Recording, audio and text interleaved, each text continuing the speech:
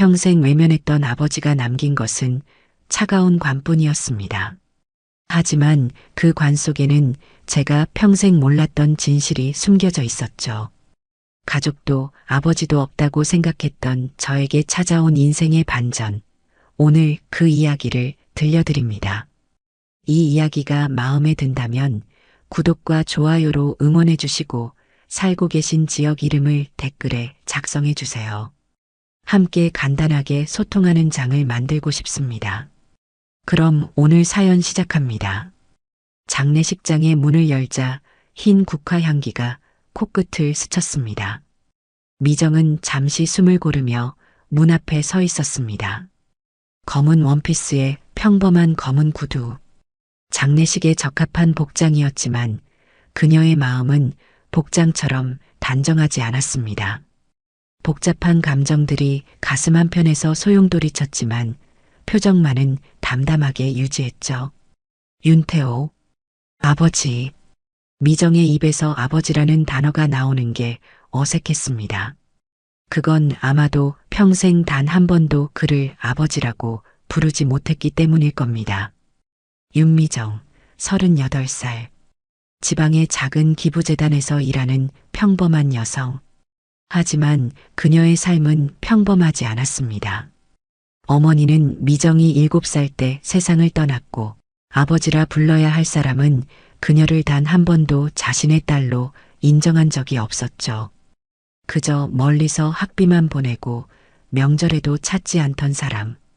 그것이 미정에게 아버지라는 존재의 전부였습니다. 가을비가 내리는 날 어머니의 장례식에도 찾아오지 않았던 사람. 초등학교 졸업식에도 대학 입학식에도 없었던 사람. 단 한 번도 미정의 생일을 챙겨주지 않았던 사람. 그런 그가 이제는 차가운 관 속에 누워 있었습니다. 미정은 깊은 숨을 들이마시고 장례식장 안으로 들어갔습니다. 그리고 처음으로 본가 가족들과 마주하게 되었습니다. 그들 모두 미정을 본 순간 표정이 굳어졌습니다. 마치 유령이라도 본 듯한 표정이었죠. 저기, 안녕하세요. 저는 윤미정이라고 합니다. 미정의 조심스러운 인사에 본가 가족 중 한 남자가 눈을 크게 뜨고 그녀를 쳐다봤습니다. 그는 윤태호의 남동생, 미정의 삼촌뻘 되는 사람이었습니다. 얼굴은 아버지와 비슷했지만 눈빛은 훨씬 날카로웠습니다. 당신이 그 여자의 딸인가? 뭐하러 여기 온 거지? 우리 가족과는 아무 상관없는 사람인데. 차갑고 무례한 말이었지만 미정의 표정은 변하지 않았습니다. 이미 예상했던 반응이었으니까요. 38해를 살아오면서 미정은 이런 냉대에 익숙해져 있었습니다. 어린 시절부터 사생아라는 딱지를 달고 살아왔으니까요. 그녀는 조용히 고개를 숙이고 영정사진 앞으로 걸어갔습니다. 그 사진 속 남자, 윤태호는 엄격하고 냉정한 표정으로 정면을 응시하고 있었습니다. 미정은 그 사진을 보며 묘한 감정을 느꼈습니다.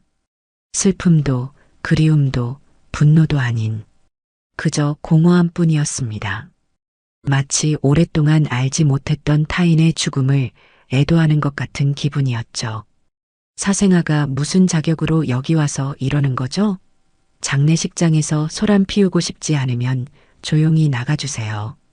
이번엔 중년의 여성이 미정에게 다가와 속삭였습니다. 그녀는 윤태호의 정식 부인, 미정의 의부서머니였습니다. 화려한 검은 정장에 진주 목걸이를 한 차림이었는데 그녀의 눈에는 혐오와 경계심이 가득했습니다. 마치 미정이 무엇인가를 훔쳐갈지도 모른다는 듯한 경계심이었죠. 미정은 여전히 침착했습니다. 하얀 국화 한 송이를 들고 영정사진 앞에 놓으며 짧게 묵념했습니다. 그 순간 미정의 눈에서 한 방울의 눈물이 흘러내렸습니다. 그것은 아버지를 향한 슬픔의 눈물이 아니었습니다. 단 한 번도 가족의 따뜻함을 느끼지 못했던 자신의 삶을 향한 서러움의 눈물이었습니다. 이분이 제 아버지라고 들었을 뿐인데 그걸 확인할 길이 없네요. 저를 단 한 번도 찾아온 적 없으니까요.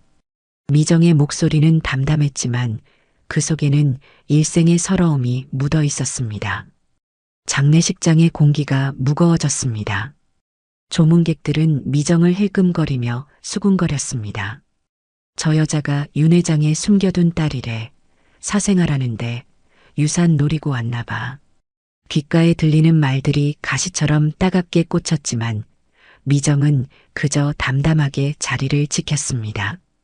내 이름을 한 번이라도 불러준 적이 있었을까? 미정은 마음속으로 중얼거렸습니다. 기억 속에서 아버지의 목소리를 찾으려 했지만 그런 기억은 존재하지 않았습니다. 어린 시절 그녀는 매년 여름방학이면 시골의 한 교회 수목기도원으로 보내졌습니다. 그곳에서 혼자 지내는 동안 이따금 멀리서 검은 세단이 그녀를 지켜보는 것 같았습니다. 창문 너머로 보이는 희미한 실루엣, 혹시 그게 아버지였을까? 하지만 그건 어쩌면 외로운 아이의 상상이었을지도 모릅니다. 교회의 예배당에서 혼자 찬송가를 부르던 날들, 21살 생일에 받은 낯선 꽃바구니, 취직 후 도착한 익명의 축하 카드. 그 모든 순간들이 미정의 머릿속을 스쳐 지나갔습니다. 그때마다 미정은 혹시라는 생각을 품었지만 매번 실망했었죠. 장례식장 구석에 앉아 미정은 자신이 왜 이곳에 왔는지 의문이 들었습니다. 그녀의 인생에서 아버지는 그저 이름뿐인 존재였습니다. 그런데 왜 그의 죽음 소식을 듣고 찾아온 걸까요? 혹시 마지막으로 한마디라도 듣고 싶었던 걸까요? 아니면 그에게 평생 쌓아온 원망을 토해내고 싶었던 걸까요? 자신의 마음조차 알 수 없었던 미정은 조문객들 사이에서 외롭게 앉아 있었습니다. 방금 전까지만 해도 차갑게 그녀를 쳐다보던 사람들이 이제는 모여 앉아 윤태호에 대한 추억을 나누기 시작했습니다. 그 추억 속에 미정은 존재하지 않았습니다. 죄송합니다만 조문 명부에 이름을 적어주셔야 합니다. 장례식장 직원이 다가와 말했습니다. 미정은 깊은 생각에서 벗어나 펜을 들었습니다. 그러나 윤미정이란 이름을 적으려는 순간 의부서머니가 다가와 명부를 채갔습니다. 이 사람은 우리 가족이 아닙니다. 조문객 명부에 이름을 올릴 자격이 없어요. 미정은 조용히 고개를 끄덕였습니다. 이런 거부감은 새삼스러운 것이 아니었습니다. 그녀의 존재 자체가 이 가족에게는 불편한 진실, 숨기고 싶은 과거였으니까요. 미정은 조용히 자리에서 일어났습니다. 더는 이곳에 있을 이유가 없었습니다. 아버지의 얼굴을 한번 보았고 그것으로 충분했습니다. 하지만 그때 미정의 시선이 관 옆에 놓인 낡은 성경책에 멈췄습니다. 그 성경책, 어디선가 본 듯한 느낌이 들었습니다. 시골 교회에서 보냈던 여름날들, 그녀의 유일한 친구였던 그 책과 닮아 있었습니다. 검은 가죽 표지에 금색으로 새겨진 십자가, 붉은색 페이지 테두리. 너무나 익숙한 모양이었습니다. 미정은 자신도 모르게 그 성경책을 향해 한 걸음 내딛었습니다. 저기, 그건 만지지 마세요. 고인의 소중한 물건입니다. 누군가 날카롭게 말했지만 미정의 귀에는 들리지 않았습니다. 그녀의 모든 감각은 그 낡은 성경책에 집중되어 있었습니다. 손가락이 책 표지에 닿자 미정은 이상한 감각을 느꼈습니다. 마치 오래된 기억이 되살아나는 듯한 느낌이었습니다. 그리고 그때 예상치 못한 일이 벌어졌습니다. 성경책이 미정의 손에 닿는 순간 책 사이에서 작은 봉투 하나가 바닥으로 떨어졌습니다. 장례식장은 순간 조용해졌습니다. 모든 시선이 바닥에 떨어진 그 낡은 봉투를 향했습니다. 미정은 천천히 몸을 숙여 봉투를 집어들었습니다. 그리고 봉투 앞면에 작은 글씨로 쓰여진 내용을 보는 순간 그녀의 심장이 빠르게 뛰기 시작했습니다. 미정이에게만 전해주시오.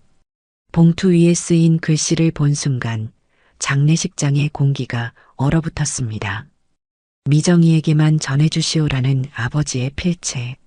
미정의 손가락이 봉투를 쥐는 순간 누군가 소리쳤습니다. 잠깐, 그건 우리도 확인해야 합니다. 의부서머니가 다가와 미정의 손에서 봉투를 낚아채려 했습니다. 그러나 미정은 재빨리 뒤로 물러났습니다. 아버지가 남긴 유일한 흔적이었습니다. 그녀는 이것만큼은 빼앗길 수 없었습니다.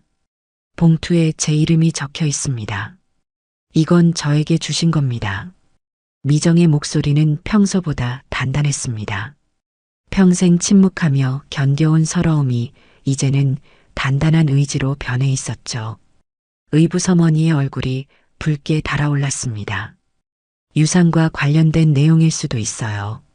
가족인 우리가 먼저 확인할 권리가 있습니다. 그녀의 말에 미정은 쓴웃음을 지었습니다. 평생 가족이라 불러주지 않다가 이제 와서 가족이라는 단어를 꺼내는 것이 아이러니했습니다. 아버지께서 제게 남기신 것 같은데요. 살아계실 때 한 번도 만나주지 않으셨던 아버지가 마지막으로 저에게 남기신 것일지도 모릅니다. 장례식장이 소란스러워졌습니다. 조문객들은 이 갑작스러운 상황에 당황하면서도 흥미로운 광경을 놓치지 않으려는 듯 귀를 기울였습니다. 윤태호의 동생이 앞으로 나섰습니다. 그건 공증인 앞에서 열어야 합니다. 형님의 유언장이 될 수도 있으니까요. 유산을 노리고 왔다면 실망할 겁니다. 우리 형님은 정규 가족 외에는 아무것도 남기지 않았을 테니까요. 미정은 깊은 숨을 내쉬었습니다. 그들이 걱정하는 것은 오직 돈뿐이었습니다. 하지만 미정에게는 돈보다 소중한 것이 있었습니다. 아버지가 그녀를 인정했다는 증거, 그녀의 존재를 알고 있었다는 작은 증거가 필요했습니다. 이 봉투 안에는 그런 것이 들어있을지도 모른다는 희망이 미정의 가슴을 뛰게 했습니다. 유산은 필요 없습니다. 저는 그저 미정의 말이 채 끝나기도 전에 장례식장 문이 열리고 검은 정장을 입은 노인이 들어왔습니다. 그는 윤태호의 변호사였습니다. 모두가 그를 알아보고 조용해졌습니다. 윤미정 씨가 여기 계십니까? 변호사의 부름에 미정이 천천히 손을 들었습니다. 변호사는 미정에게 다가와 정중하게 고개를 숙였습니다. 고인께서 생전에 특별히 당신에게 전할 물건을 맡기셨습니다. 방금 발견하신 그 봉투도 그 일부입니다. 이 말에 장례식장이 다시 한번 술렁였습니다. 미정은 당황스러웠습니다. 아버지가 그녀를 위해 무언가를 준비했다는 사실이 믿기지 않았습니다. 의부서머니가 변호사에게 다가갔습니다. 그게 무슨 말씀이세요? 남편은 그 아이에 대해 한 번도 언급한 적이 없어요. 변호사는 의부서머니를 공손하게 바라보며 말했습니다. 고인의 사적인 일에 대해서는 제가 관여할 바가 아닙니다. 다만 임종 직전 특별히 이 봉투를 윤미정 씨에게 전해달라는 부탁을 받았을 뿐입니다. 미정은 봉투를 꼭 쥐었습니다. 변호사의 말은 그녀에게 묘한 안도감을 주었습니다. 적어도 아버지는 죽기 전에 그녀를 기억했던 것입니다. 그녀의 눈가에 눈물이 맺혔습니다. 저 사람은 유언장 집행에 참여할 자격이 없습니다. 법적으로 인정된 가족이 아니니까요. 미정의 의붓오빠가 소리쳤습니다. 그의 얼굴은 분노로 일그러져 있었습니다.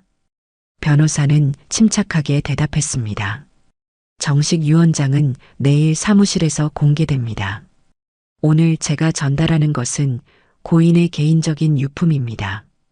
이것은 법적 절차와는 별개의 문제입니다. 미정은 더 이상의 논쟁을 원치 않았습니다. 그녀는 변호사에게 조용히 고개를 숙여 인사한 뒤 봉투를 가방에 넣고 장례식장을 나서려 했습니다.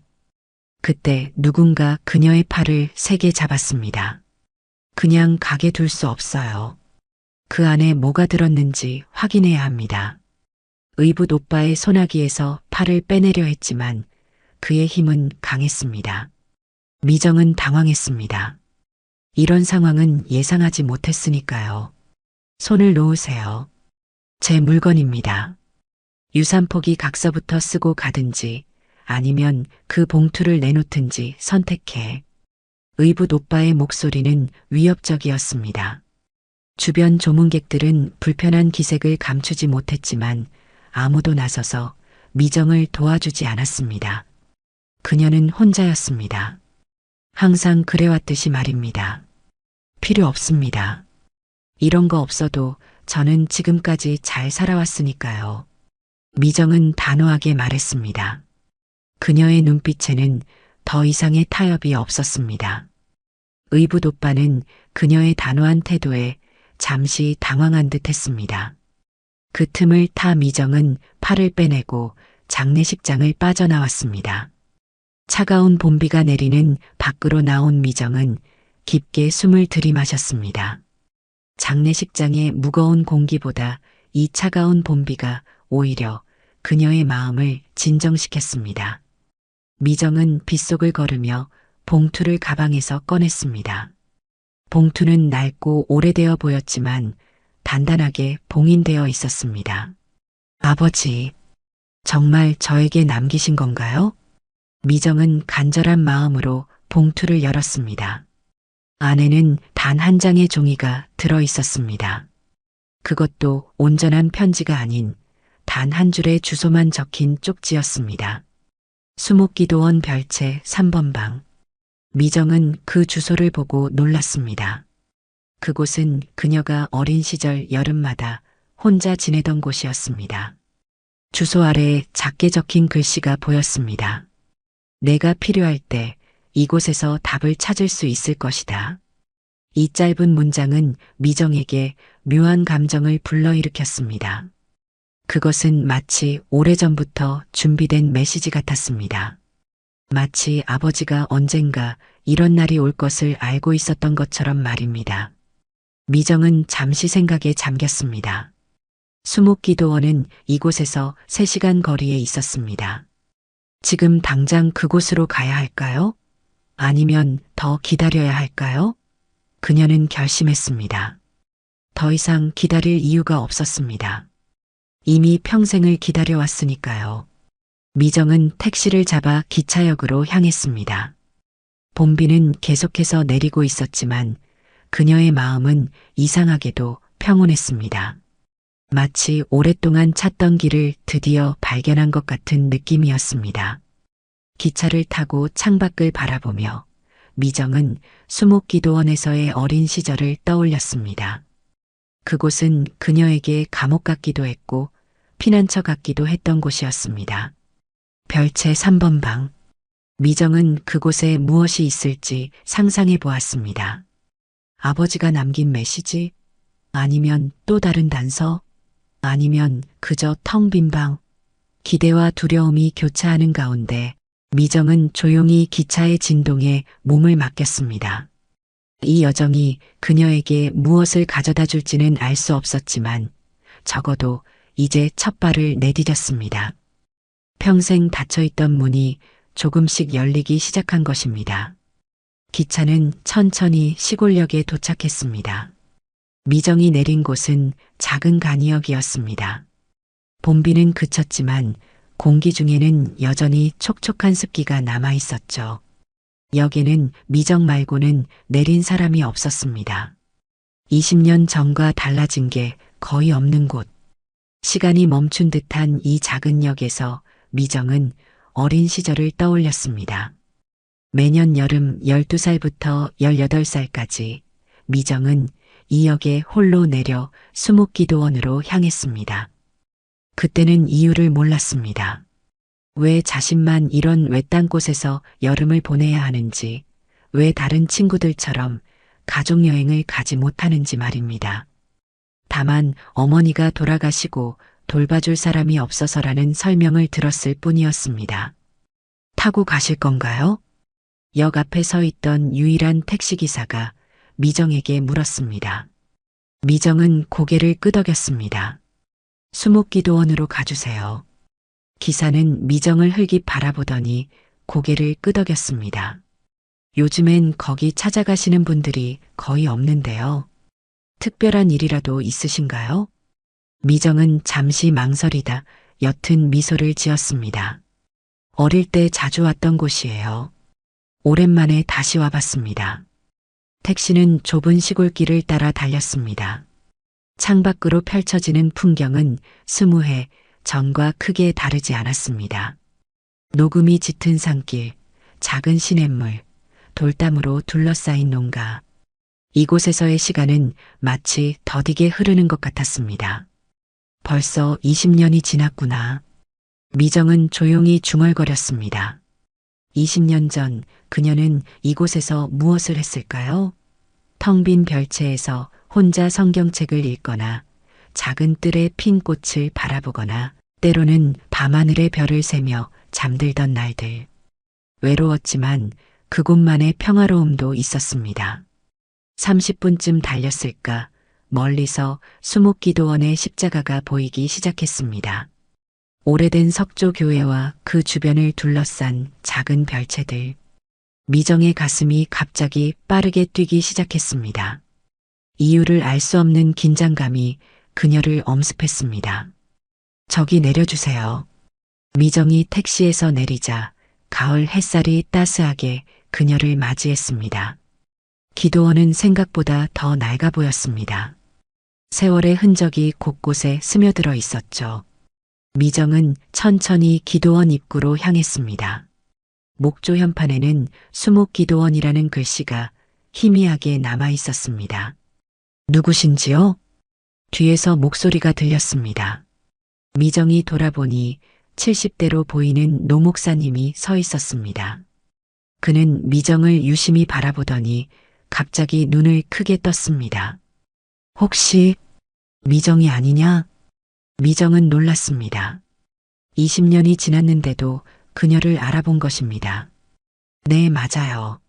목사님, 아직도 여기 계셨군요. 노 목사는 환하게 웃으며 미정에게 다가왔습니다. 세월이 참 빠르구나. 벌써 이렇게 훌쩍 자라서 건강하게 잘 지냈니?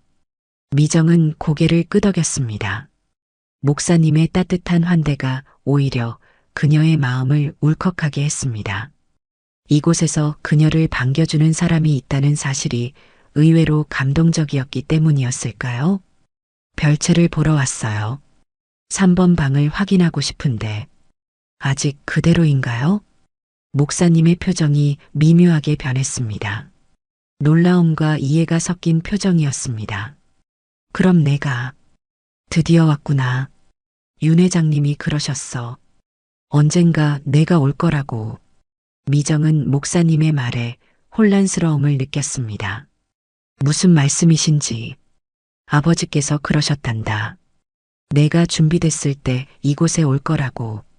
그래서 나는 20년 동안 그 방을 그대로 지켜왔단다. 미정의 심장이 쿵쾅거렸습니다. 아버지가 이곳에 무언가를 준비해 두었다는 사실이 점점 현실로 다가왔습니다. 목사님은 미정의 손을 잡고 별채로 향했습니다. 제가 여기 있었던 건 사실 버려진 게 아니었나요? 미정이 망설이며 물었습니다. 목사님은 슬픈 미소를 지었습니다. 아니란다. 내 아버지는 널 보호하기 위해 이곳에 보낸 거였어. 그 시절은 위험한 때였지. 아버지를 노리는 사람들이 널 이용할까봐 걱정하셨던 거야. 미정은 믿기지 않았습니다. 평생 자신을 외면했다고 생각했던 아버지가 실은 그녀를 보호하고 있었다니. 이해할 수 없는 혼란스러운 감정이 밀려왔습니다. 별채 앞에 도착하자 목사님은 열쇠를 꺼내 문을 열었습니다. 먼지와 오래된 나무 냄새가 미정의 코를 찔렀습니다. 3번 방으로 향하는 복도는 어둡고 좁았지만 미정에게는 너무나 익숙한 길이었습니다. 여기야. 목사님이 3번 방 앞에서 멈췄습니다. 문 손잡이는 녹이 슬고 낡아 있었지만 문 위에 붙은 3이라는 숫자는 여전히 선명했습니다. 미정은 떨리는 손으로 문을 열었습니다. 창문을 통해 들어오는 햇빛이 먼지 가득한 공간을 비추고 있었습니다. 미정은 이 방을 너무나 잘 기억했습니다. 벽에 걸린 십자가, 작은 책상, 단촐한 침대, 모든 것이 기억 속 그대로였습니다. 그러나 이제 그녀는 새로운 시선으로 이 공간을 바라보고 있었습니다. 이곳은 그저 외로운 방이 아니라 아버지가 그녀를 지키기 위해 마련한 공간이었을지도 모른다는 생각이 들었습니다. 날마다 저녁엔 검은 세단이 멀리서 이 방의 불빛을 지켜보곤 했단다. 그게 내 아버지였지. 목사님의 말에 미정은 숨을 멈췄습니다. 그렇다면 그녀의 기억은 환상이 아니었습니다. 정말로 누군가가 그녀를 지켜보고 있었던 것입니다. 여기서 뭘 찾아야 할까요? 미정이 물었습니다. 방 안에는 특별한 것이 보이지 않았습니다. 목사님은 고개를 저었습니다. 그건 나도 모른단다. 아버지께서는 내가 알아볼 거라고만 하셨어. 미정은 천천히 방 안을 둘러보았습니다. 그리고 무언가가 그녀의 시선을 사로잡았습니다. 침대 옆 벽에 작은 흠집, 그녀가 16살 때 심심해서 만들었던 자국이었습니다. 미정은 그곳으로 다가가 벽을 만져보았습니다. 그리고 그녀는 벽 뒤에 무언가가 있다는 것을 느꼈습니다. 조심스럽게 벽을 두드리자 속이 빈 소리가 들렸습니다. 여기 뭔가 있는 것 같아요. 미정은 벽의 흠집을 따라 손가락을 움직였습니다. 그러자 벽의 일부가 살짝 움직였습니다. 그것은 비밀 공간으로 가는 작은 문이었습니다. 미정은 떨리는 손으로 그 문을 열었습니다. 문 뒤에는 조심스럽게 숨겨진 작은 서랍 하나가 있었습니다. 아버지. 미정의 입에서 작은 탄식이 흘러나왔습니다. 서랍을 열기 전 그녀는 잠시 망설였습니다. 이 서랍 안에 무엇이 들어있을까요? 그것은 그녀의 인생을 어떻게 바꿔놓을까요? 깊은 숨을 들이마신 미정은 천천히 서랍을 열었습니다. 서랍을 열자 오래된 나무 향기가 미정의 코끝을 스쳤습니다. 그 안에는 노란색으로 변한 편지 봉투들이 가지런히 놓여 있었고 그 위에는 사진 한 장이 놓여 있었습니다. 미정은 조심스럽게 사진을 집어들었습니다. 그것은 미정의 5살 때 모습이었습니다. 어머니 손을 잡고 웃고 있는 모습, 심장이 쿵 내려앉는 느낌이었습니다.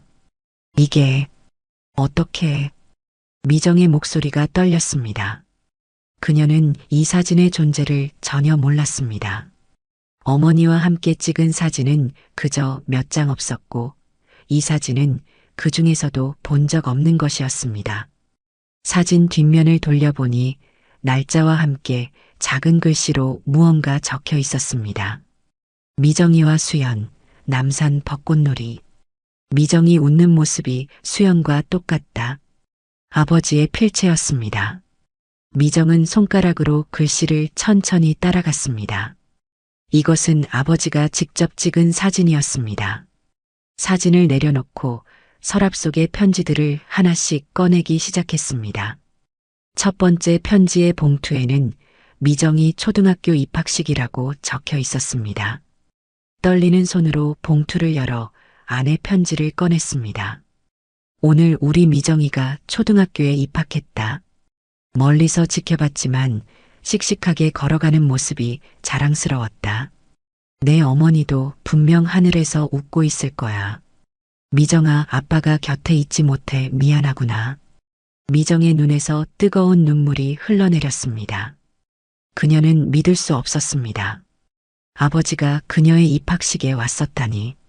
그날 운동장에 혼자 서서 주변의 부모님들을 부러운 눈으로 바라보던 기억이 선명했습니다. 하지만 그곳에 아버지가 있었다니. 미정은 다음 편지를 펼쳤습니다. 미정이가 오늘 합창부 발표회에서 솔로 파트를 맡았다. 목소리가 정말 아름다웠어. 내 어머니의 목소리를 닮았구나. 박수를 치고 싶었지만 내가 날 알아볼까봐 참았다. 언젠가 떳떳하게 내 앞에 서는 날이 오겠지. 편지는 계속되었습니다. 미정의 중학교 졸업식, 고등학교 입학식, 대학 합격 소식. 아버지는 미정의 인생에서 중요한 순간들을 모두 지켜보고 있었습니다. 그리고 그때마다 이 작은 서랍에 편지를 남겼습니다. 미정의 삶을 기록한 일기장 같았습니다. 아버지가 계속 지켜보고 계셨던 거군요. 목사님이 방 한쪽에서 조용히 말했습니다. 미정은 그제야 목사님이 아직 방에 있다는 것을 깨달았습니다. 내 아버지는 매년 여름 내가 이곳에 있을 때면 꼭 찾아오셨단다. 멀리서 널 지켜보고 때로는 밤늦게 이 방에 들어와 내가 잠든 모습을 보고 가셨지. 미정은 더 이상 눈물을 참을 수 없었습니다. 평생 아버지의 사랑을 받지 못했다고 생각했던 그녀에게 이 편지들은 충격적인 진실을 말해주고 있었습니다. 서랍 맨 아래에서 미정은 사진 앨범 하나를 발견했습니다. 앨범을 펼치자 그녀의 어린 시절부터 성인이 된 지금까지의 모습이 시간 순서대로 정리되어 있었습니다. 운동회에서 달리는 모습, 학교 앞에서 친구들과 웃고 있는 모습, 대학 캠퍼스에서 책을 읽는 모습, 첫 직장에 출근하는 모습, 그리고 각 사진 옆에는 짧은 메모가 적혀 있었습니다. 미정이 첫 운동회, 달리기 1등, 대학 도서관에서 책 읽는 모습이 수연과 똑같다. 앨범 마지막 장에는 비교적 최근의 사진이 있었습니다. 작년 가을 미정이 기부재단 앞에서 촬영된 모습이었습니다.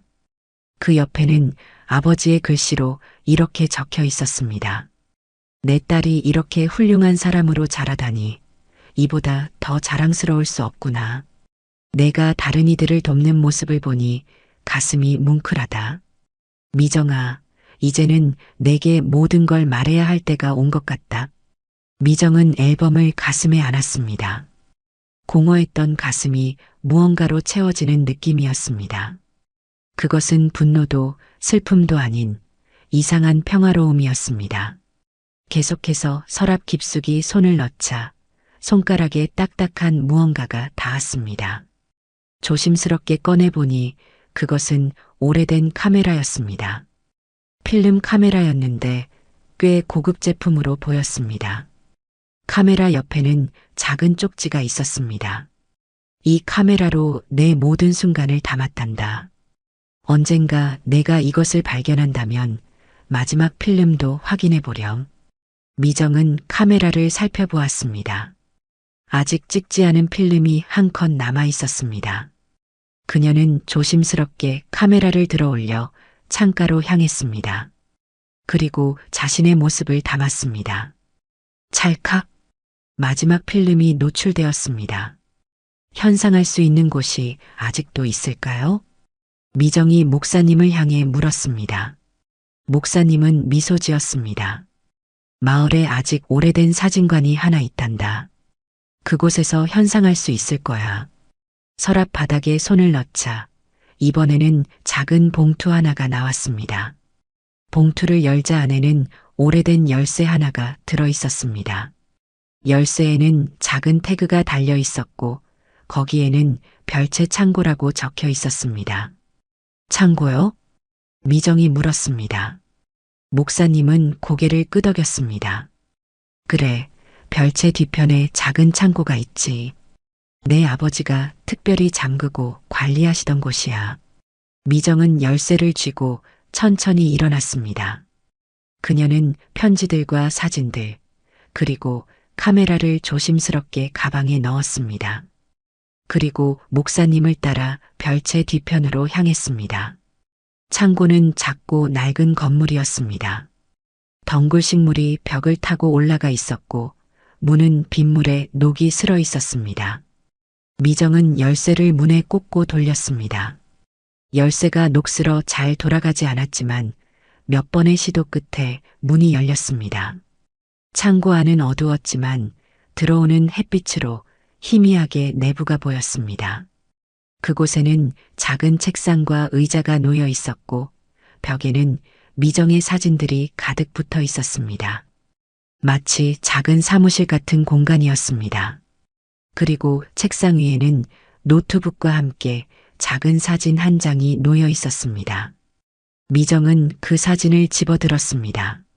사진 속에는 어린 시절의 미정과 함께 웃고 있는 중년 남성의 모습이 담겨 있었습니다. 미정은 순간 숨이 멎는 것 같았습니다. 사진 속 남성은 분명 아버지 윤태호였습니다. 그리고 아버지는 웃고 있었습니다. 창고 안의 공기는 먼지와 오래된 종이 냄새로 가득했습니다. 미정은 사진을 들고 있었습니다.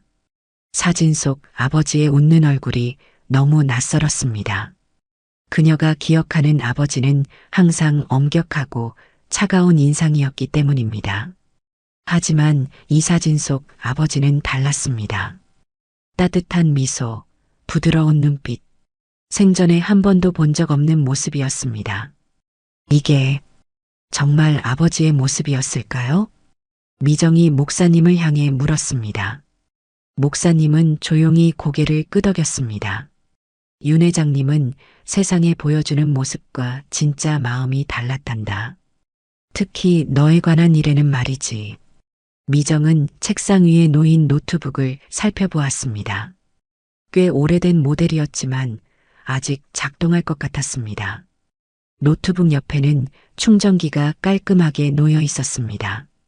미정은 노트북을 켜보기로 했습니다. 전원 버튼을 누르자 놀랍게도 화면이 켜졌습니다. 배터리가 거의 없었지만 화면이 들어왔습니다. 아직 작동하네요. 미정은 충전기를 연결했습니다. 창고 한쪽에 있는 낡은 콘센트에 꽂자 충전이 시작되었습니다. 노트북 바탕화면이 밝혀지고 미정은 그곳에 있는 하나의 폴더를 보았습니다. 폴더 이름은 단순하게 미정이에게였습니다. 손이 떨리는 것을 느끼며 미정은 폴더를 열었습니다. 안에는 여러 문서 파일들이 있었습니다. 미정이 초등학교, 미정이 중학교, 미정이 고등학교, 미정이 대학. 각 시기별로 정리된 파일들이었습니다. 미정은 미정이 초등학교 파일을 열었습니다. 그곳에는 미정의 초등학교 성적표, 수상 기록, 담임 선생님 의견서 등이 스캔되어 있었습니다. 마치 철저한 기록 보관소 같았습니다. 어떻게 이런 것들을 모으셨을까요? 내 아버지는 자신이 직접 할 수 없는 일들은 항상 나를 통해 부탁하셨어. 내 성적표, 학교 소식, 건강 상태, 모든 것을 꼼꼼히 챙기셨지. 미정은 다른 파일들도 하나씩 열어보았습니다. 대학 졸업사진, 첫 직장 입사 기념사진, 심지어 그녀가 참여한 기부활동 기사까지 있었습니다. 아버지는 미정의 인생을 이렇게 꼼꼼히 기록하고 있었던 것입니다. 책상 서랍을 열어보니 다이어리가 몇 권 더 나왔습니다. 가장 위에 있는 것을 펼쳐보니 아버지의 일기였습니다. 미정은 무작위로 한 페이지를 읽었습니다. 오늘 미정이가 대학교 입학시험을 치렀다. 아침 일찍 학교 앞에서 기다렸지만 너무 긴장한 탓인지 얼굴이 창백했다. 용기를 주고 싶었지만 여전히 그럴 자격이 없는 나. 그저 멀리서 응원할 뿐이다.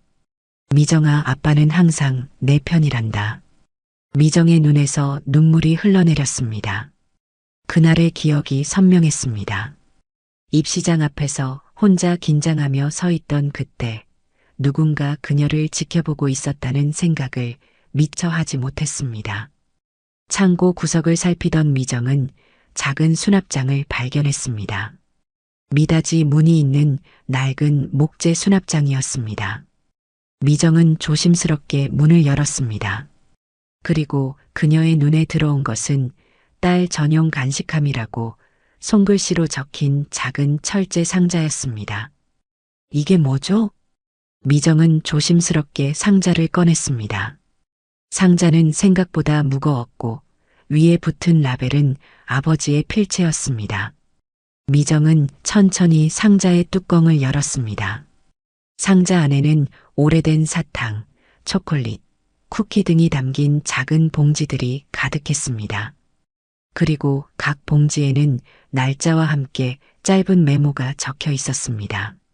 미정이 12살 생일 마이너스 미정이가 좋아하는 딸기맛 사탕. 미정이 중학교 입학 마이너스 축하한다. 내 딸. 미정이 첫 시험 마이너스 열심히 공부하는 내 딸에게. 미정은 믿을 수 없었습니다. 이 모든 간식들은 유통기한이 한참 지난 것들이었지만 아버지의 마음만은 시간이 지나도 변하지 않은 채 그대로 담겨 있었습니다. 상자 밑바닥에는 노란 봉투 하나가 놓여 있었습니다. 미정은 봉투를 열어보았습니다. 안에는 손글씨로 꼼꼼하게 적힌 레시피 카드들이 들어 있었습니다. 미정이가 좋아하던 고구마전, 미정이 감기 달래는 생강차, 미정이 기운 북돋우는 미역국. 미정은 이 레시피들을 본 적이 없었습니다. 하지만 이상하게도 그녀가 평생 좋아했던 음식들이었습니다. 특히 고구마전은 그녀가 가장 좋아하는 간식이었습니다. 어떻게 아버지가 이것을 알고 있었을까요? 내 어머니의 레시피란다. 목사님이 조용히 말했습니다. 미정은 놀라서 목사님을 바라보았습니다. 내 아버지는 내 어머니가 남긴 모든 것을 소중히 간직했어. 내가 어머니를 기억하지 못하니 언젠가 너에게 이런 방식으로라도 전해주고 싶어 하셨지. 미정은 레시피 카드를 가슴에 안았습니다. 어머니의 손길이 담긴 레시피, 그리고 그것을 평생 간직해온 아버지. 미정의 가슴 속에서 복잡한 감정이 소용돌이쳤습니다. 상자 안에는 또 하나의 특별한 것이 있었습니다. 작은 수첩이었는데 미정이의 하루라고 제목이 붙어 있었습니다. 미정은 수첩을 펼쳐보았습니다. 그것은 일종의 관찰 일기였습니다. 아버지가 멀리서 미정의 일상을 관찰하고 기록한 내용이었습니다. 오늘 미정이는 학교 앞 분식집에서 떡볶이를 먹었다. 맵다고 코를 빨갛게 붉히면서도 계속 먹는 모습이 귀여웠다. 내 어머니도 매운 음식을 좋아했었지. 미정이가 동네 도서관에서 책을 읽고 있다. 집중해서 책을 읽는 모습이 어쩜 그리 진지한지. 틀림없이 우리 가족 중 가장 지혜로운 사람이 될 것이다. 미정은 더 이상 감정을 억누를 수 없었습니다. 그녀는 수첩을 무릎에 올려놓고 고개를 숙이고 소리 없이 울기 시작했습니다. 그것은 슬픔의 눈물이 아니었습니다. 평생 자신이 혼자라고 생각했던 미정에게 아버지의 사랑이 이렇게 가까이 있었다는 사실에 대한 복잡한 감정의 눈물이었습니다. 아버지, 왜 직접 말해주지 않으셨어요? 미정이 중얼거렸습니다. 목사님은 그녀의 어깨에 조심스럽게 손을 얹었습니다. 내 아버지에게는 그만한 이유가 있었을 거야. 앞으로 더 많은 것들을 발견하게 될 테니 조금만 더 인내하렴. 미정은 천천히 일어나 철제 상자와 수첩을 조심스럽게 가방에 넣었습니다. 그리고 마지막으로 창고를 둘러보았습니다. 이곳은 단순한 창고가 아니었습니다. 이곳은 아버지가 그녀를 위해 만든 특별한 공간, 그가 딸에 대한 사랑을 담아둔 비밀의 방이었습니다. 미정은 조용히 웃으며 눈물을 닦았습니다. 그리고 목사님을 향해 고개를 끄덕였습니다. 더 알고 싶어요. 아버지의 모든 것을. 날이 저물기 시작했습니다. 창고의 작은 창문으로 붉은 노을이 비쳐 들어왔습니다. 미정은 아버지가 남긴 흔적들을 하나하나 살펴보는 중이었습니다. 노트북에는 그녀의 인생이 기록되어 있었고 간식함에는 아버지의 사랑이 담겨 있었습니다. 그러나 아직 풀리지 않은 의문이 있었습니다. 왜 아버지는 그녀를 직접 만나지 않았을까요? 왜 이렇게 멀리서만 지켜보았을까요? 목사님, 아버지께서 저를 직접 만나지 않으신 이유를 아시나요? 미정이 물었습니다. 목사님은 잠시 생각에 잠기더니 대답했습니다. 윤 회장님은 자신의 과거를 많이 후회하셨어. 특히 너와 내 어머니에게 제대로 된 가족이 되어주지 못한 것을 말이야. 하지만 그분에게는 그만한 사정이 있었단다. 미정은 더 알고 싶었습니다. 그녀의 인생에서 가장 큰 의문, 왜 아버지는 그녀를 인정하지 않았는지, 아니, 공개적으로 인정하지 않았는지 말입니다. 창고 구석에 있는 작은 금고가 미정의 눈에 들어왔습니다. 이전에는 보지 못했던 것이었습니다. 미정은 금고 앞으로 다가갔습니다. 금고에는 번호 자물쇠가 달려 있었습니다. 이 금고의 비밀번호를 아세요? 목사님은 고개를 저었습니다. 그건 나도 모른단다. 윤 회장님은 그 금고를 열쇠로 여셨어. 미정은 고민에 빠졌습니다. 열쇠, 어디서 찾을 수 있을까요? 그때 그녀는 아까 발견한 사진을 떠올렸습니다. 사진 뒷면을 다시 살펴보니 작은 글씨로 숫자가 적혀 있었습니다. 517. 혹시 금고 비밀번호일까요? 미정은 조심스럽게 번호를 눌렀습니다.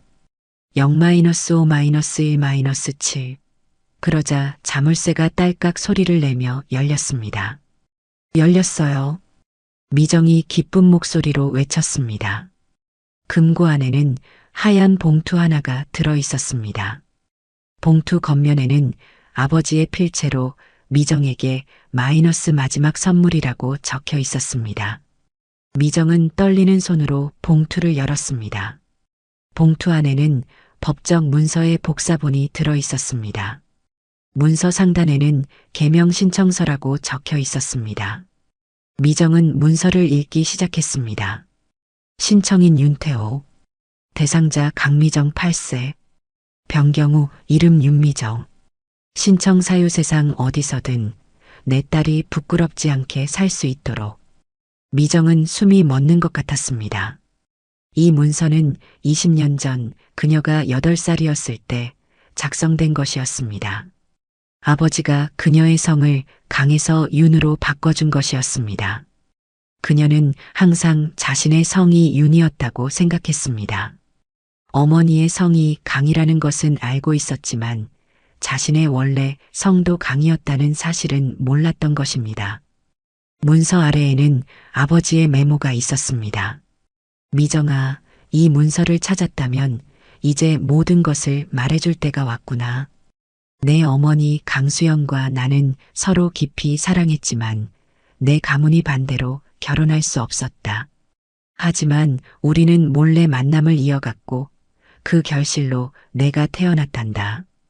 내가 태어난 지 얼마 되지 않아 수연이는 갑작스러운 병으로 세상을 떠났고 나는 그 충격에서 헤어나오지 못했다.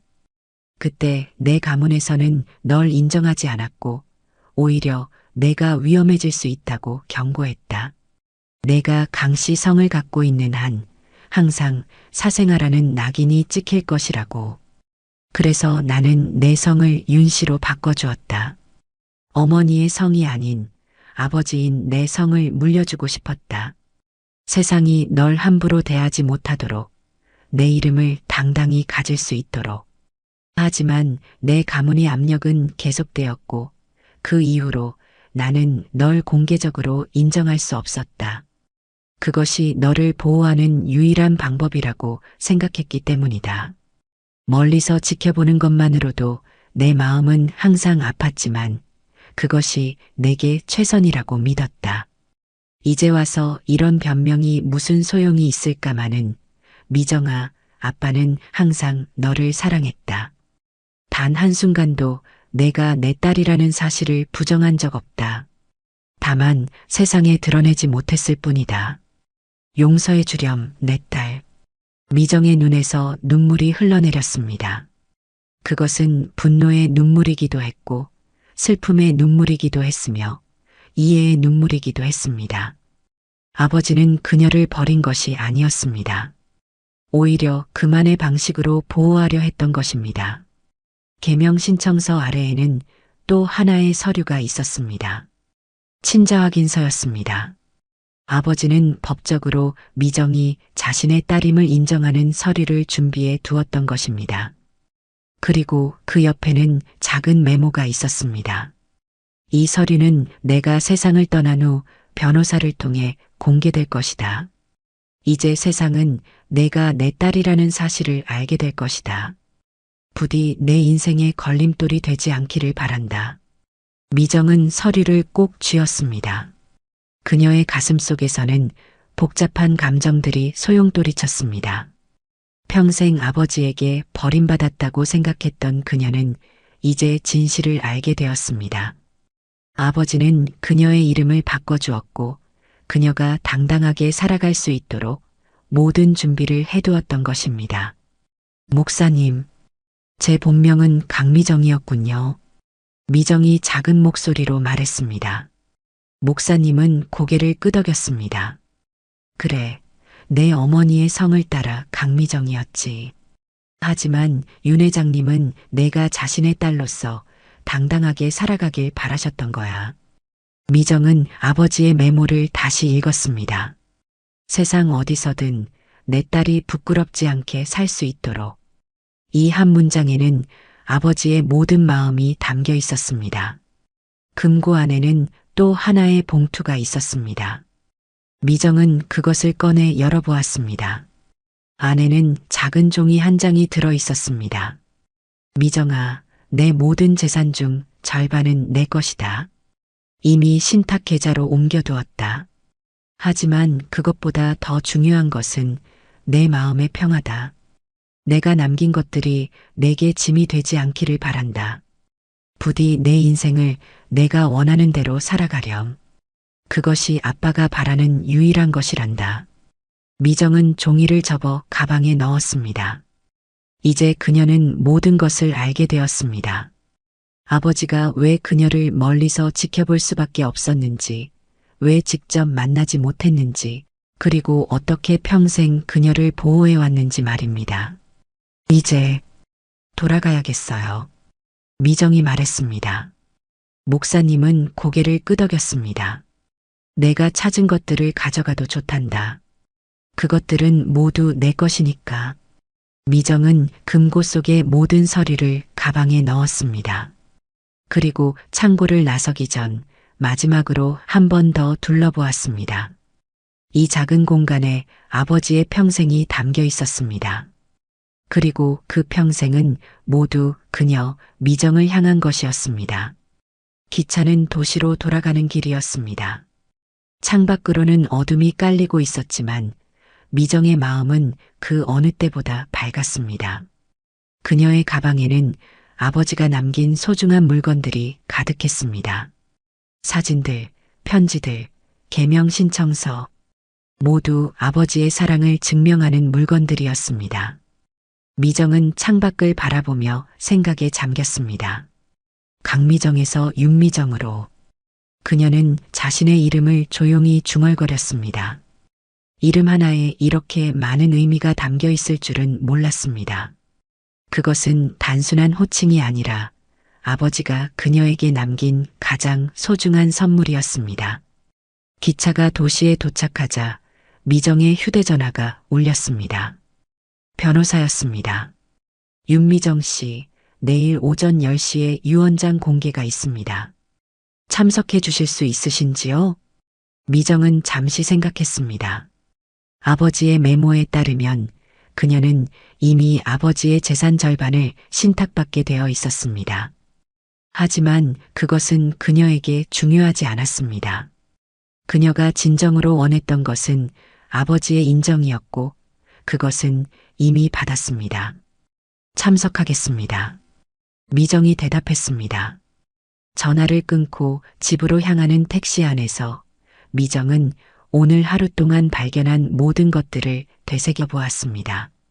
아버지가 그녀를 지켜보던 수십 년의 시간들, 그리고 그 시간 동안 쌓아온 사랑.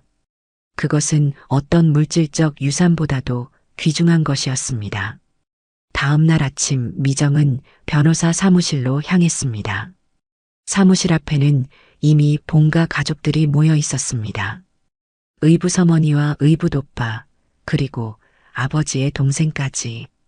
그들은 미정을 보자 얼굴을 찌푸렸습니다. 그 여자도 왔네. 뭐가 나올지 알고 왔나 보지? 의붓오빠가 비꼬는 말투로 말했습니다. 미정은 그저 조용히 고개를 숙여 인사했습니다. 더 이상 그들의 말이 그녀를 상처 입히지 않았습니다. 이제 그녀는 자신이 누구인지 알았으니까요. 변호사가 나타나 모두를 회의실로 안내했습니다. 테이블 위에는 두꺼운 서류 봉투가 놓여 있었습니다. 변호사는 봉투를 열고 유언장을 꺼냈습니다. 지금부터 고 윤태호 회장님의 유언장을 낭독하겠습니다. 모두가 긴장한 표정으로 변호사를 바라보았습니다. 변호사는 천천히 유언장을 읽기 시작했습니다. 나 윤태호는 맑은 정신으로 다음과 같이 유언한다. 첫째, 내 재산의 절반은 내 친딸 윤미정에게 상속한다. 둘째, 나머지 절반은 내 아내와 아들에게 균등하게 나누어 상속한다. 셋째, 수목기도원 부지는 윤미정에게 별도로 증여한다. 변호사의 낭독이 끝나자 회의실은 순간 얼어붙었습니다. 의붓어머니가 자리에서 벌떡 일어났습니다. 무슨 말도 안 되는 소리예요. 이 여자가 남편의 친딸이라니. 지금까지 한 번도 들은 적 없어요. 변호사는 차분하게 서류 하나를 꺼냈습니다. 윤 회장님은 생전에 윤미정 씨와의 친자 관계를 법적으로 확인하셨습니다. 여기 친자 확인서가 있습니다. 또한 미정 씨가 태어났을 때부터 법적으로 그의 딸로 등록되어 있었음을 증명하는 가족관계 증명서도 있습니다. 의붓오빠가 테이블을 내리쳤습니다. 이건 불공평해요. 아버지는 평생 우리 가족과 함께 살았는데 갑자기 나타난 이 여자에게 재산의 절반을 준다니. 미정은 조용히 자리에서 일어났습니다. 모두의 시선이 그녀에게 향했습니다. 저는 아버지의 재산이 필요하지 않습니다. 미정의 말에 모두가 놀란 표정을 지었습니다. 제가 원했던 것은 단 하나, 아버지의 인정이었습니다. 그리고 이제 그것을 받았으니 더 바랄 것이 없습니다. 아버지가 남긴 재산은 모두 가지셔도 좋습니다. 다만 수목기도원 부지만은 제게 남겨주세요. 그곳은 제게 특별한 의미가 있는 곳이니까요. 의붓어머니는 의심스러운 눈으로 미정을 바라보았습니다. 정말 재산을 포기한다는 거예요? 미정은 미소를 지었습니다. 네. 저에게는 이미 아버지가 남겨주신 더 소중한 것이 있으니까요. 미정은 가방에서 그동안 발견한 편지들과 사진들을 꺼내 테이블 위에 올려놓았습니다. 본가 가족들은 놀란 표정으로 그것들을 바라보았습니다. 이런 것들이 어디서 나온 거지? 의붓어머니가 떨리는 목소리로 물었습니다. 미정은 차분하게 설명했습니다. 아버지께서 평생 저를 지켜보셨어요. 멀리서였지만 항상 곁에 계셨습니다. 제게는 이 추억들이 그 어떤 재산보다 값진 유산입니다. 회의실은 조용해졌습니다. 의붓오빠는 사진들 중 하나를 집어들었습니다. 그것은 미정이 대학 졸업식에서 찍은 사진이었습니다. 사진 뒷면에는 아버지의 글씨로 우리 딸의 졸업식, 가장 자랑스러운 날이라고 적혀 있었습니다. 아버지가 정말 그녀를 딸로 생각했었군요. 의붓오빠가 작은 목소리로 말했습니다. 그의 얼굴에는 복잡한 감정이 스쳐 지나갔습니다.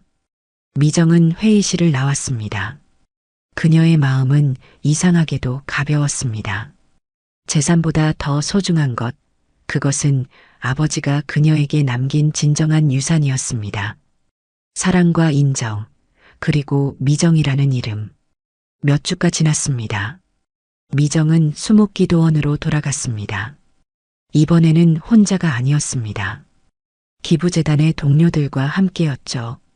그녀는 별채를 작은 상담소로 개조하기로 결심했습니다. 외로운 아이들, 가족의 사랑이 필요한 이들을 위한 공간으로 말입니다. 여기에 상담실을 만들고 이 공간은 도서관으로 꾸밀게요. 아이들이 책을 읽으며 편안하게 시간을 보낼 수 있도록요. 미정이 설명했습니다. 동료들은 열심히 메모를 하며 고개를 끄덕였습니다. 별채는 조금씩 새로운 모습으로 변해갔습니다. 낡은 벽은 밝은 색으로 칠해졌고 오래된 가구들은 새 것으로 교체되었습니다. 하지만 미정은 3번 방만큼은 그대로 보존했습니다. 그곳은 아버지의 기억이 담긴 특별한 공간이었으니까요. 상담소 입구에는 윤수연 희망의 집이라는 간판이 걸렸습니다. 어머니의 이름을 딴 것이었습니다. 그리고 입구벽에는 액자 하나가 걸렸습니다. 그 안에는 아버지가 남긴 편지 중 한 구절이 새겨져 있었습니다. 내가 웃는 날 나는 살아있단다. 개소식 날 많은 사람들이 찾아왔습니다. 지역 주민들, 기부재단 관계자들, 그리고 놀랍게도 미정의 의붓오빠도 왔습니다. 그는 미정에게 조심스럽게 다가왔습니다. 정말 멋진 일을 하고 있네요.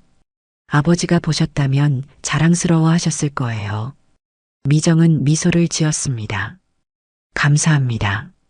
함께 해주셔서 기쁩니다.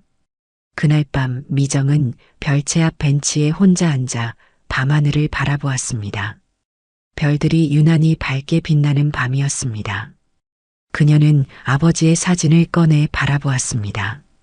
아버지, 보고 계신가요? 제가 이제야 알게 되었네요. 아버지의 진짜 유산은 이 돈이나 재산이 아니라 제게 주신 사랑과 이름이었다는 것을. 별이 반짝였습니다. 마치 아버지가 저 하늘에서 대답하는 것 같았습니다. 1년이 흘렀습니다. 윤수연 희망의 집은 지역사회에서 중요한 장소가 되었습니다.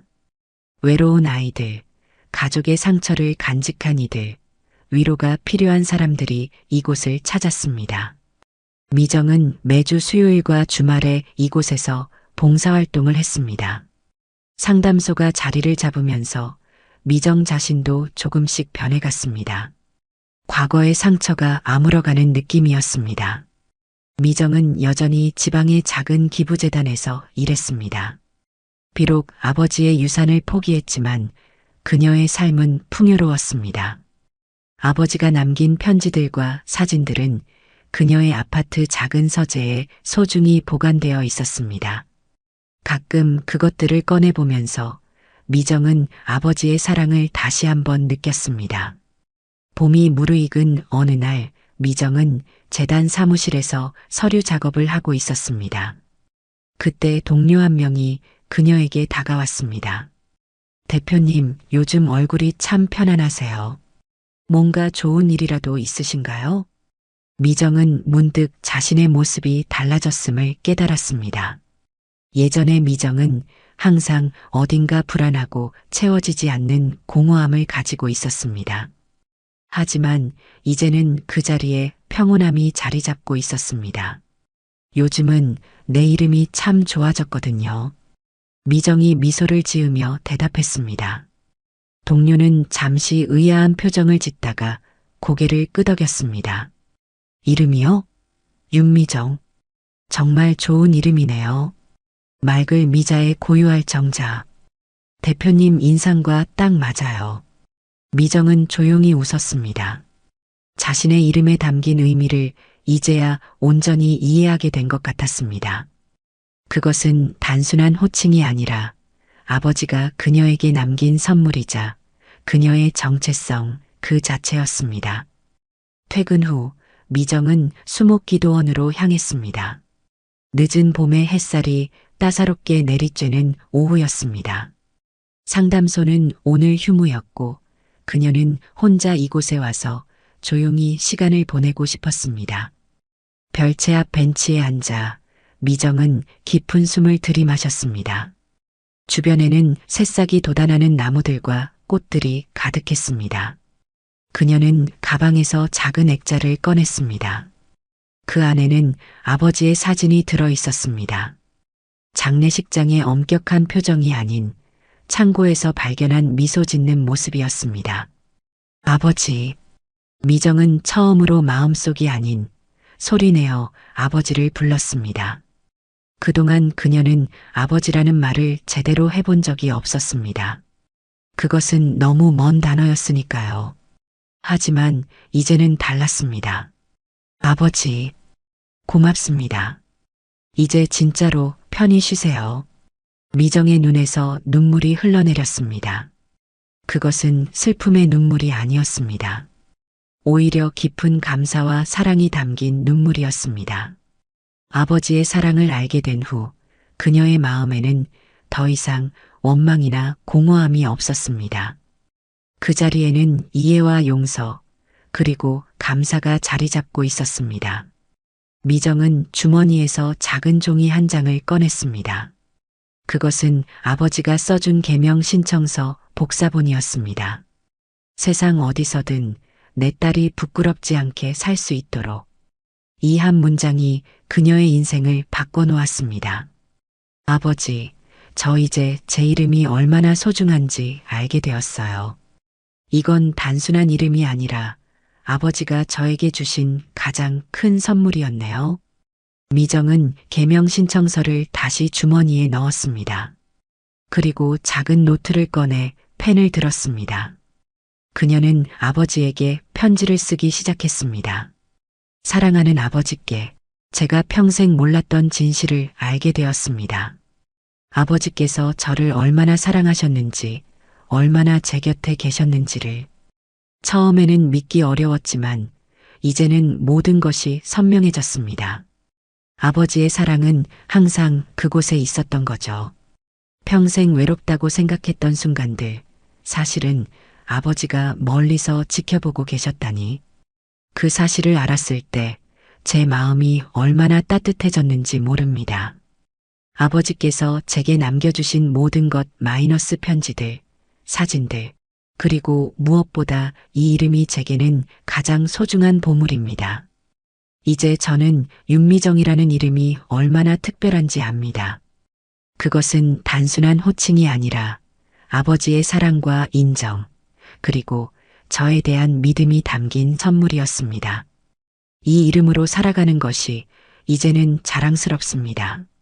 아버지께서 떠나신 후 저는 윤수연 희망의 집을 세웠습니다. 어머니의 이름을 따서요. 외로운 아이들, 상처 입은 사람들이 이곳에서 위로를 찾고 있습니다. 아마도 아버지께서 저를 지켜보셨던 것처럼 저도 누군가를 지켜보고 싶었나 봅니다. 오늘은 처음으로 소리내어 아버지를 불러봤습니다. 그동안 한 번도 제대로 불러보지 못했던 그 말을. 아버지. 이 단어가 제 입에서 나오는 순간 가슴속에 있던 모든 응어리가 풀리는 것 같았습니다. 아버지, 이제 정말 편히 쉬세요. 더 이상 멀리서 저를 지켜보실 필요 없습니다. 저는 이제 아버지의 사랑을 알게 되었으니까요. 그 사랑을 가슴에 품고 자랑스러운 딸로 살아가겠습니다. 영원히 감사하는 마음으로 당신의 딸 윤미정 올림. 미정은 편지를 다 쓰고 깊은 숨을 내쉬었습니다.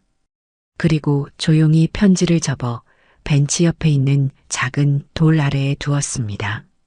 바람이 불어와 편지를 살짝 흔들었지만 돌 아래 단단히 고정되어 있었습니다.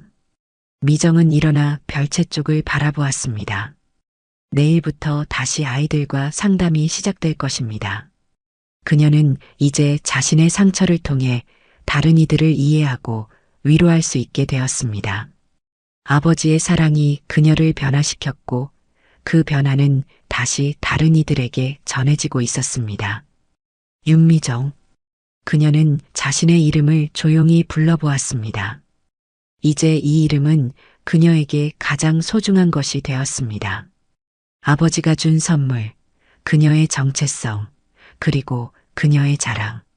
모든 것이 이 이름 안에 담겨 있었습니다. 미정은 한참을 그렇게 서 있다가 천천히 집으로 향했습니다. 내일은 재단에서 중요한 회의가 있었고 주말에는 상담소에서 새로운 프로그램이 시작될 예정이었습니다. 그녀의 삶은 이제 새로운 의미로 가득 차 있었습니다. 집으로 돌아가는 길, 미정은 문득 하늘을 올려다보았습니다. 노을이 아름답게 지고 있었고 첫 별이 반짝이기 시작했습니다. 마치 아버지가 그녀를 바라보는 것 같았습니다. 내가 웃는 날 나는 살아있단다. 아버지의 말이 그녀의 귓가에 울렸습니다. 미정은 미소를 지었습니다. 그렇다면 아버지는 지금도 어딘가에서 살아있는 것이겠지요. 그녀의 미소 속에, 그녀의 이름 속에, 그리고 그녀의 심장 속에. 윤미정. 이제 그녀는 자신의 이름을 사랑했습니다. 오늘 이야기를 들어주셔서 감사합니다.